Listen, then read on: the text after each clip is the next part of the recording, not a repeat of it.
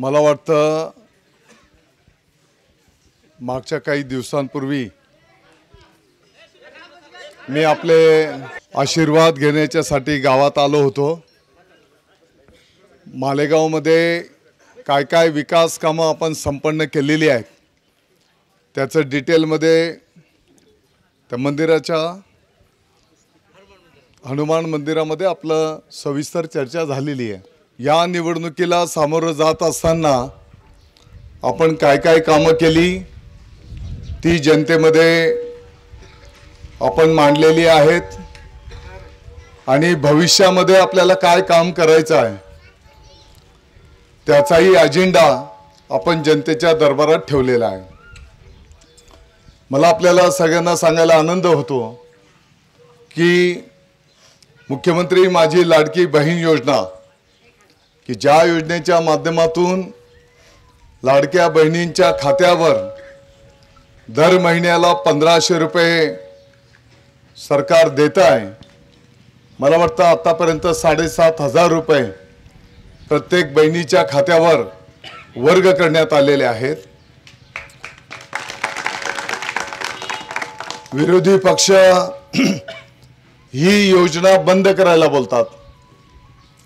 विरोधी पक्षाने हायकोर्टामध्ये केस सुद्धा टाकलेली आहे, परंतु मुख्यमंत्री महोदय एकनाथजी शिंदे साहेब, उपमुख्यमंत्री माननीय देवेंद्रजी फडणवीस साहेब, अजितदादा पवार साहेब यांनी निर्णय केला की जे आता 1500 रुपये मिळत आहेत येणाऱ्या महिन्याच्या पासून ते 2100 रुपये केले जातील असा निर्णय त्यांनी केलेला आहे।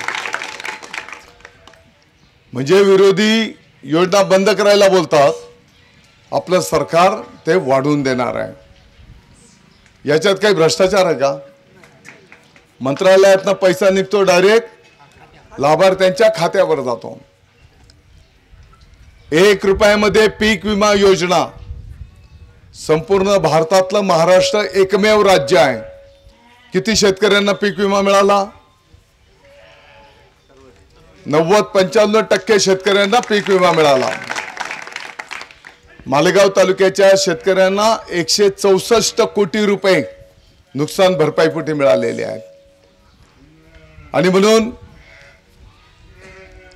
विरोधी पक्ष बोलतो 1 रुपया नाही, शेतकऱ्याने त्याचा पूर्ण हिस्सा भरला पाहिजे पूर्वीसारखं। अशा शेतकरी विरोधी भूमिका विरोधी पक्ष त्या ठिकाणी घेतो आहे। तिसरी संजय गांधी निराधार योजना, तुम्ही गाव पातळीवरच्या कार्यकर्त्यांनी जीवाचं रान करून कागदपत्रांची पूर्तता केली। आज मालेगाव तालुक्यामध्ये रेकॉर्ड पगार चालू आहेत, 71,000 लोकांचे पगार चालू आहेत। भाऊ जळगाव वारकरी संप्रदाय मानणारं गाव आहे। माझी गावाला विनंती आहे, इतर तालुक्यांमधनं माहिती घ्या त्यांच्या तालुक्यात किती पगार चालू आहेत। कधी कधी दुःख होतंय की एवढं कार्यकर्ते जीवाचं रान करून काम करतात। आज काही तालुक्यांमध्ये 2-5 हजार, जास्तीत जास्त 8,000 लोकांचे पगार चालू आहेत। आपल्या मालेगाव शहर आणि तालुका धरून 71,000 लोकांचे पगार चालू आहेत। जे आता 1500 रुपये मानधन मिळतंय, आपल्या सरकारने निर्णय केला 1500चं 2100 रुपये प्रमाणे मानधन दिलं जाणार आहे।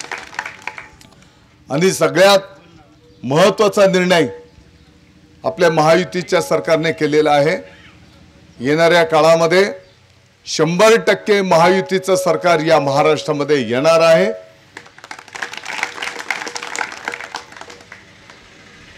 सरकार आल्याच्या नंतर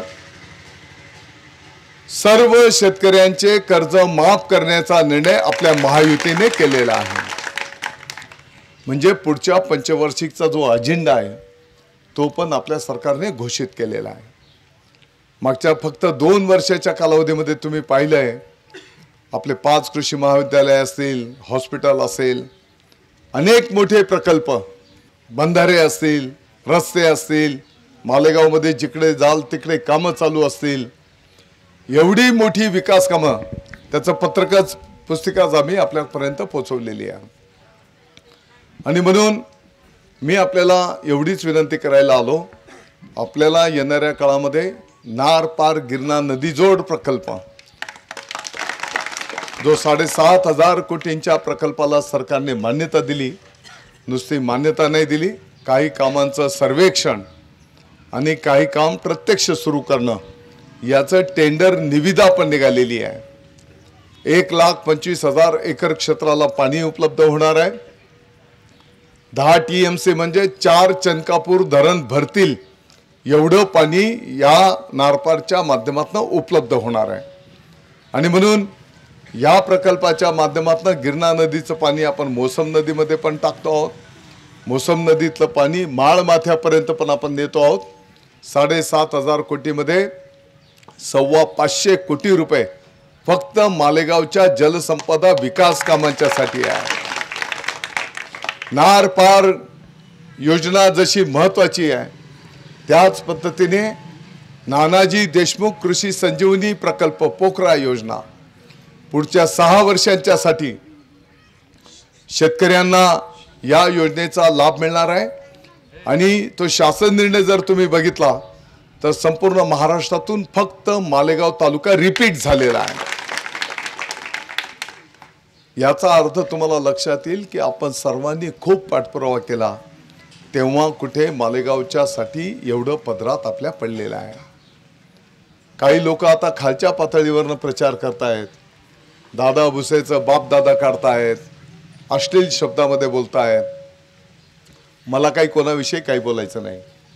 जे काम केलंय, तुम्ही सर्वांनी जे आशीर्वाद दिले, आणि दादा भुसे काय एकटा काम नाही करत, आपण सर्वजण मिळून काम करतो तेव्हा हे यश मिळत असतं. आणि हाच विषय घेऊन आम्ही जनतेच्या दरबारात जात आहोत. आम्हाला काही कोणाविषयी बोलायचं नाही, त्यांना त्यांच्या टीका करू दे. आम्हाला विश्वास आहे देवावर. शिवमहापुराण कथा मालेगावला संपन्न झाली. कोण कोण आलं होतं? आपण आले होते? कशी कथा झाली आहे का नाही? संपूर्ण भारतात आपल्या मालेगावचं नाव आजही ते महाराज काढतात की नाही?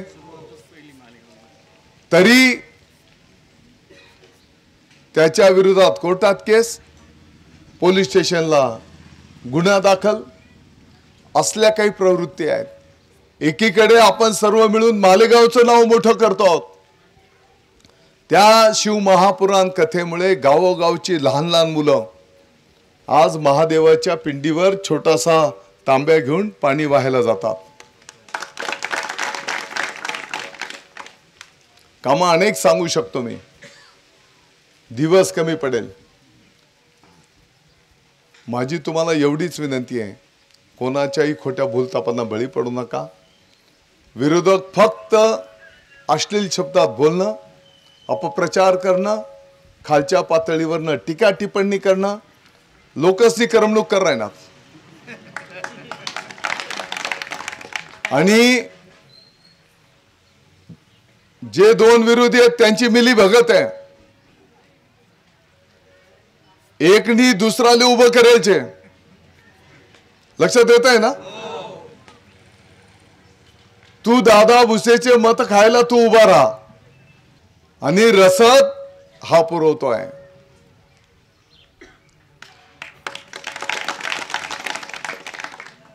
लोक एवढा सोपा शेत, लोकांना कळत नाही.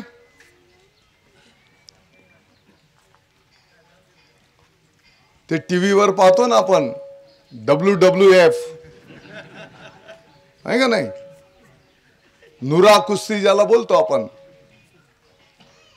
एकाने दुसऱ्याला उभं केलं, तो फायनान्स करतोय आणि दुसरा बोलतोय आम्हाला माहिती आम्ही पडणार आहोत, पण पडीसन बी आम्ही नफा मजा राहणार शेत बोलतो.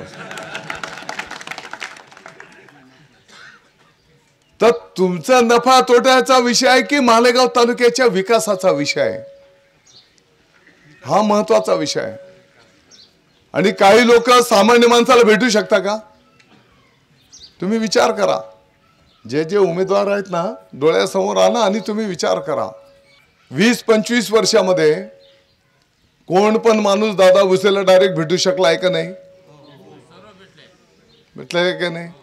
कधी तू कोणत्या जातीचा आहे, कोणत्या धर्माचा आहे विचारून काम केलं? तू कोणत्या पक्षाचा आहे विचारून काम केलं आपण? बाकीच्या उमेदवारांचा विचार केला तर ते तुम्हाला भेटणार सुद्धा नाहीत. आणि म्हणून मी आपल्याला फक्त एवढीच कळकळीची विनंती करतो. वेळ कमी आहे. आता साक्रीला प्रचाराला जायचं आहे, तर धनुष्यबाणाची जबाबदारी आता तुमच्यावर आहे. नारपारचा प्रकल्प आपल्याला मार्गी लावायचा आहे. आपल्या अजंग रावळगावच्या MIDC मध्ये जास्तीत जास्त उद्योग आपल्याला आणायचे आहेत की लोकांच्या हातांना काम मिळेल. आता काही लोक जिथे जातील तसा उपनी राहणार. आता अजंगला काय भाषण केलंय कोणी एकाने? काही ते MIDC ही शेतकऱ्यांना तुम्हाला मजूर मिळणार नाहीत. आता मग MIDC करायची नाही का? MIDC ला काय त्या गावाचेच लोक जातील? अख्ख्या तालुक्याच्या लोकांना हातांना काम मिळायला पाहिजे ना, जो बेरोजगार आहे. तर फक्त वेडं वाकडं बोलायचं, खोटं नाटं बोलायचं. जळगावला फक्त जळगावच्या विषयी भाऊ माझ्या मनात ते मात्र शंका नाही.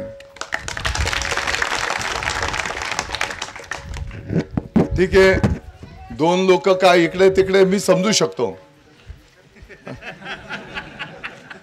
आता काही गोष्टी तर स्थानिक पातळीवरचे काही किंतु परंतु आहेत. बरोबर? दादा भाऊ तुम्हाला विषय आम्हाला काय म्हणलं नाही. अरे मग आता ही निवडणूक कुठलीच आहे? ग्रामपंचायती निवडणूक आहे. आपल्याला खूप कष्टाने आपण मालेगावचं नाव मोठं केलेलं आहे. आज मालेगावचं नावाचं वजन मंत्रालयामध्ये आहे. म्हणून एवढं आपल्या मालेगावच्या पदरात पडलेलं आहे. आणि म्हणून ह्या विकासाचा रथ जर आपल्याला पुढे न्यायचा असेल तर महायुतीच्या माध्यमातून धनुष्यबाणाला आपण आशीर्वाद द्या. फक्त जळगावला विनंती आहे की जळगाव तर आहेच, परंतु आजूबाजूला नातं गोतं मित्र परिवार यांनाही धनुष्यबाणाची विनंती करावी. आपलं सर्वांचं आभार. तुम्हा सर्वांना शुभेच्छा. जय हिंद, जय महाराष्ट्र.